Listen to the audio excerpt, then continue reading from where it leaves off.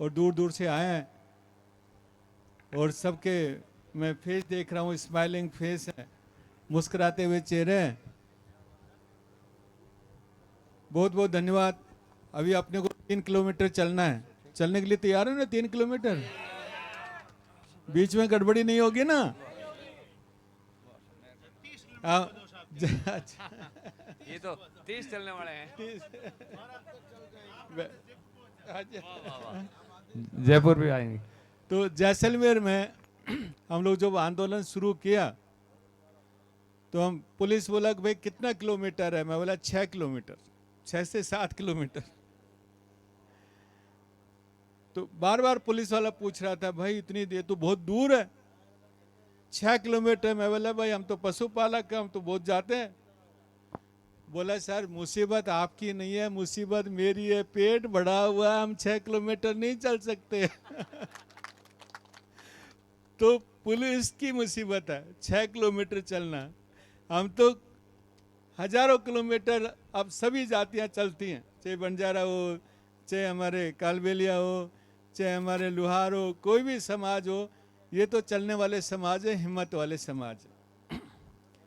लेकिन दोस्तों, जो अपन ने किया देश के लिए किया, लेकिन सरकारों ने हमारा ध्यान नहीं रखा। सरकारों ने ध्यान नहीं रखा कि इनकी भी पढ़ाई होनी चाहिए, इनके भी अधिकारी होने चाहिए, इनके भी डॉक्टर होने चाहिए, इनके भी इंजीनियर होने चाहिए। 78 साल में आप हर समाज में देखो, मुश्किल से कोई एक आध अधिकारी मिलेगा आपको, एक आध डॉक्टर मिलेगा। हमें भी डॉक्टर बनने का अधिकार है कि नहीं है? हमें भी इंजीनियर बनने का अधिकार है कि नहीं है? हमारे बच्चे भी अधिकारी की पोस्ट पे हम बैठना देखना चाहते हैं कि नहीं चाहते? लेकिन सरकारें नहीं चाहती कि ये हो। कारण उनको ये लगता है कि ये जो समाज है, ये सब बिखरे हुए समाज, ये मुख्य धारा में नहीं है, इसलिए इनकी सुनो तो ठीक है और नहीं सुनो तो ठीक है। इसलिए हमने 2 साल से सभी समाजों को संगठित कर रहे हैं। 2 साल हो गए हम लोगों को संगठित, हमारे श्री राम भाई जानते हैं और बाकी लोग जानते हैं, सब लोगों को हम लोग जो संगठित कर रहे हैं जगह जगह जाकर के, कि हम लोग कमजोर समाज नहीं है, हम लोग संगठित हो गए तो सरकार डरेगी। पाली से हमने आंदोलन शुरू किया। 2 साल पहले हम लोग जयपुर गए, जोधपुर गए, भीलवाड़ा गए, 25-25 हजार लोग को मीटिंग बुलाई, लेकिन सरकार ने फिर भी सुनी नहीं। आखिर में बालराई में हमने महापड़ाव किया। उस महापड़ाव में 25 से 30 हजार आदमी आए, और बालराई का वीडियो आपने सबने देखा कि नहीं देखा? क्या हुआ? पुलिस ने सोचा कि ये घुमंतु समाज है, बैठ के चले जाएंगे, और हमेशा हमें ये बोला जाता था भोली भाली समाज, घुमंतु समाज। लेकिन बालराई में जब पुलिस के साथ टकराव हुआ, पुलिस आगे थी, पुलिस को मजबूरन भागना पड़ा, और वो जो हाईवे था ना, इतिहास में पहली बार 32 घंटे हाईवे बंद रहा, 32 घंटे हाईवे बंद रहा आपके कारण। मैं बताना चाहता हूं, हम किसी से टकराव नहीं लेना चाहते, हमारा हिंसा में कोई विश्वास नहीं है, हमारा व्यवस्था में विश्वास है, हमारा शांति में विश्वास है। लेकिन जो हमें दबाने की कोशिश करेगा, जो हम पे डंडे मारेगा, जो हम पे आंसू गैस के गोले छोड़ेगा, तो हम भी चुप बैठने वाले नहीं है। इसलिए सरकार 2 दिन में झुकी, तब सरकार घबराई कि इनके साथ बातचीत करना चाहिए, तब सरकार के सारे अधिकारी आए। हमने बोला कैबिनेट मिनिस्टर से कम बात नहीं करेंगे, उस पर भी सरकार राजी हुई। पहली बार घुमंतु जातियों ने सरकार को झुकाया। 5 दिसंबर को वार्ताएं हुई। हम काफी समाजों के उनके प्रतिनिधि लेके गए वहां पे, गाड़िया, लुहार, बंजारा, जो भी हमारे साथ में थे, उनको पूरा बताया कि भाई आप हमें ओबीसी में रखोगे या एससी में रखोगे, या एक बच्चे ने, जैसे भी हमारे भाट के युवा ने बोला कि भाई एमबीसी में हमें नहीं रखा, किसी ग्रुप में रखोगे हमें कुछ मिलने वाला नहीं। अभी एमबीसी की लिस्ट आई, आरएस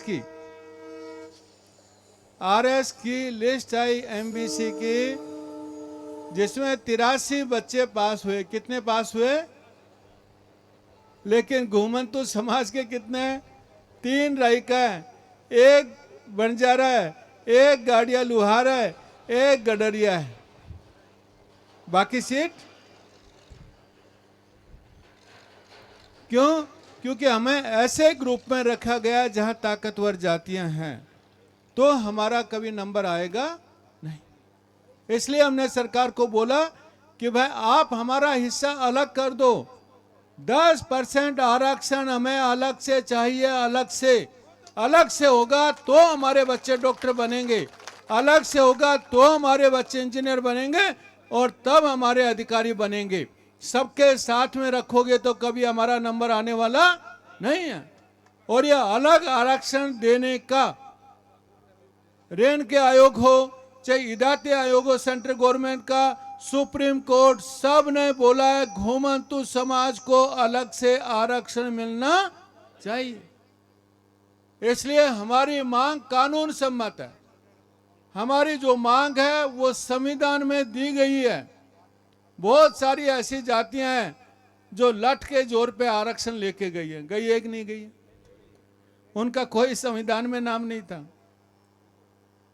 अभी मराठों ने पिछले दिनों आंदोलन किया बॉम्बे में, देखा पूरा बॉम्बे जाम कर दिया। मराठों का कहीं संविधान में नाम नहीं है, लेकिन फिर भी आरक्षण लेके गए। हमारा तो कानून में नाम है, सिफारिश कर रहे हैं, सरकार में नाम है, सब बोल रहे हैं हाँ मिलना चाहिए, लेकिन देते नहीं। 5 दिसंबर को हमने जो प्रेजेंटेशन दिया, सरकार ने माना कि वे आपकी बात सही है,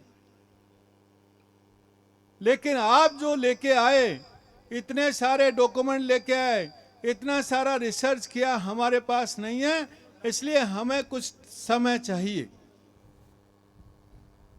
cabinet minister mister Avinash Gehlot थे, हमारे मंत्री जी ओटाराम जी भी उस मीटिंग में थे। हमने बोला खाली 1 महीने का समय देंगे, सरकार बोली हमें 3 महीने का समय चाहिए। हमारे मिनिस्टर ओटाराम ने बोला भाई ना इधर की रखते हैं ना उधर की रखते हैं, 2 महीने का टाइम रखते। हमने अपने मिनिस्टर की बात मानी, उनका सम्मान किया कि भाई जो हमारे मिनिस्टर बोल रहे हैं उनका हम रेस्पेक्ट करते हैं, और 2 महीने के बाद दोबारा से बातचीत होने चाहिए। फिर भी सरकार ने अपने मिनट्स में 3 महीने लिखा, फिर भी हमने मान लिया कि चलो कोई बात नहीं, मिनट्स में लिख दिया 3 महीने, तो 3 महीने से 3 महीने गुजर गए, 4 महीने हो गए, 5 महीने हो गए, लेकिन सरकार वापस आई नहीं। मैं कल जोधपुर में बोल रहा था, एक आदमी के लिए हम लोग बोलते ना आम भाषा में, अरे मर्द की तो जबान होती है, जबान।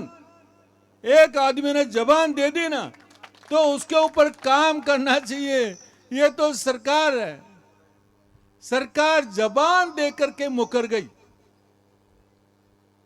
3 महीने का लिखित में बोल करके मुकर गए कि अब इन लोगों से बातचीत नहीं करनी। उन्होंने सोचा, दबाने की कोशिश भी की, लोगों पे केस किए, जेल लेके गए। उन्होंने सोचा कि ये लोग अभी दोबारा से आएंगे नहीं, इनको डरा दिया, इसलिए आंदोलन दोबारा होगा नहीं। इसलिए दोस्तों ये आंदोलन हमने शुरू किया है कि हम सरकार का पीछा छोड़ने वाले नहीं हैं। हम डरने वालों में से नहीं है। हम उस सरकार का हर जगह पे जाके पुतला जलाएंगे जिसने वादा खिलाफी की, जिसने अपनी जबान नहीं रखी, जिसने हमारे समाजों का एक तरह से अपमान किया। उसके लिए हमारे दिल में कोई भी सम्मान नहीं है। इसलिए तपती धूप में जैसलमेर से लोग एसी में बैठे हैं, जितने मिनिस्टर थे ना सब एसी में बैठे हैं। हम लोग तपती धूप में रोड के ऊपर जा रहे हैं। हमने बोला ठीक है कोई बात नहीं, आपके पास सत्ता है, लेकिन हमारे पास सड़क है। सड़क से हम लोग आंदोलन शुरू करेंगे और अपने अधिकार लेकर के रहेंगे। तो ये आंदोलन हमें करना चाहिए, घर में बैठे रहना चाहिए? एक बच्चे ने बना ना, गुदड़ी में बैठा रहना चाहिए,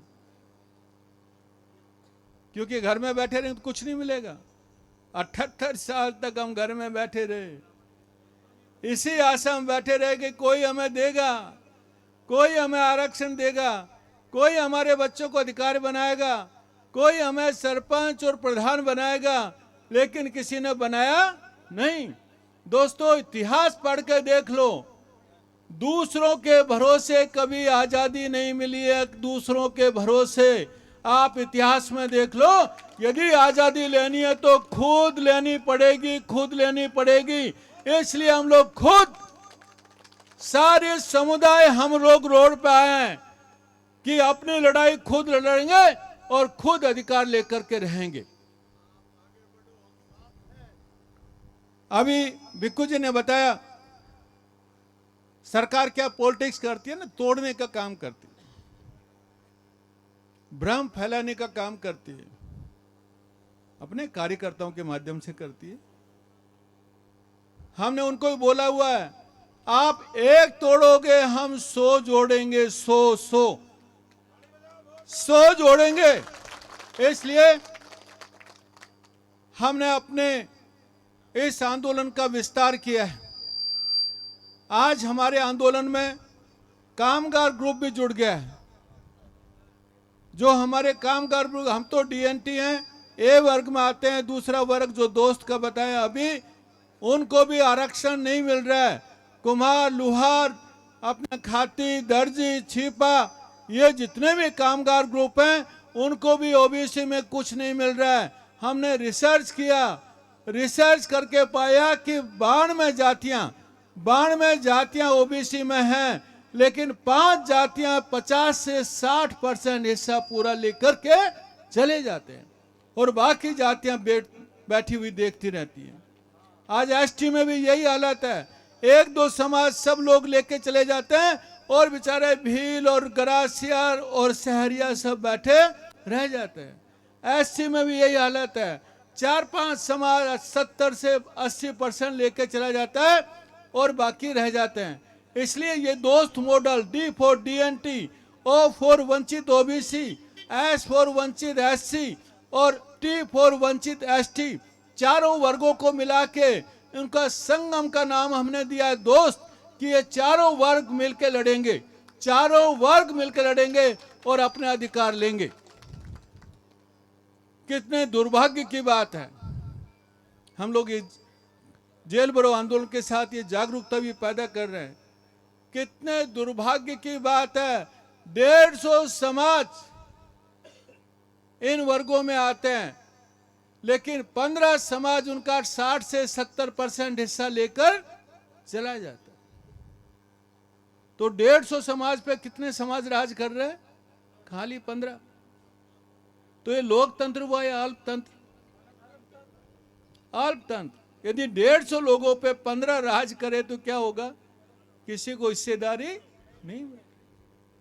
उन 150 लोगों को, 150 समाजों को हम लोग जोड़ने की कोशिश कर रहे हैं और 1 जुलाई 2026 को कम से कम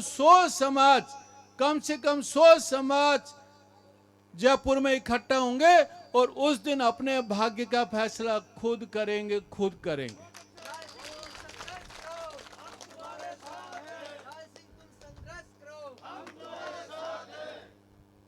हमने पार्टियों को भी चैलेंज किया कि या तो आप हमें अलग से आरक्षण दे दो, या तो आरक्षण का उपवर्गीकरण 1 तारीख से पहले पहले कर दो, नहीं तो पंचायत के इलेक्शन आने वाले हैं, ये निकायों के इलेक्शन आने वाले हैं, हम बीजेपी का भी बायकॉट करेंगे क्योंकि बीजेपी ने अपना अधिकार नहीं दिया। हम कांग्रेस का भी बायकॉट करेंगे कि कांग्रेस हमारी आवाज नहीं उठा रही है। आज हम तपती धूप में जाएंगे ना, कांग्रेस वाला एक नहीं बोलेगा, वो भी घर में बैठा हुआ है, वो भी घर में बैठा हुआ है कि कोई बात नहीं, हम भी नहीं बोलेंगे और हम करेंगे नहीं। हम दोनों पार्टियों का बायकॉट करेंगे और 1 तारीख को निर्णय लेंगे कि यदि इन्होंने हमें उपवर्गीकरण नहीं करके दिया तो 1 तारीख को इन 100 समाजों के साझा उम्मीदवार उतारेंगे, साझा उम्मीदवार। इस बार हमें वोट की चोट करनी है। लोकतंत्र में वोट सबसे इंपॉर्टेंट है। ये लोग वोट से ही डरेंगे, इसलिए इस बार वोट की चोट करके दिखाना है। या तो हमें आरक्षण दो या फिर हम आपको वोट नहीं देंगे, हमारे लोग वोट लेंगे और वो जाकर के बिल पास करेंगे कि आरक्षण इनका है। इसलिए मैं कह रहा हूं कि आजादी दूसरों से नहीं मिलेगी, खुद से मिलेगी। खुद के लोग विधानसभा में पहुंचेंगे और खुद के पंचायत में पहुंचेंगे, तब वो आवाज उठाएंगे और तब हमें आरक्षण मिलेगा, तब उपवर्गीकरण होगा और तब हमारे अधिकार, घर, पट्टे और जमीन मिलेगी। बात सही है कि नहीं है? खुद की आजादी खुद लेनी चाहिए, दूसरे दे के जाएंगे? हाथ उठा के बताओ मुझे। खुद लेनी पड़ेगी। उसके लिए आप तैयार हैं? अभी कई धूपें देखनी पड़ेगी, अभी तो एक ही देख रहे हैं। धूप में से डरने वाले नहीं है। चलो हमें हिम्मत है तो मेरे साथ बोलो, सरकार से डरने वाले। हाँ भाई, मैं देख रहा हूं जो हाथ नहीं उठाएगा उसको आरक्षण नहीं मिलेगा। तो दोबारा से बोलता हूं, तैयार ना? खुद की आजादी खुद लेने जयपुर जाने के लिए तैयार? सरकार से डरेंगे? किसी भी हालत में मुकाबला? अपने अधिकार छोड़ेंगे? किसी भी कीमत पर अपने अधिकार लेकर? बहुत बहुत धन्यवाद। अभी जैसे हमारे जिला अध्यक्ष ने बताया, यहां से